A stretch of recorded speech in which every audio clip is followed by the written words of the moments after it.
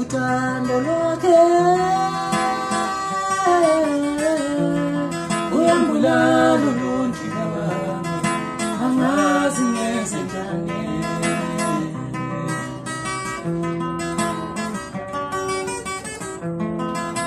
Uthando lwakhe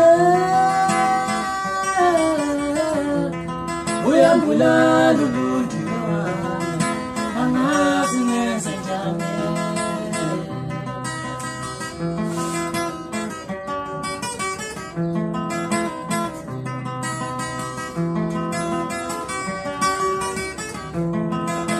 Ulawo makumana matafana zobe sihleli khona njengezingilosi.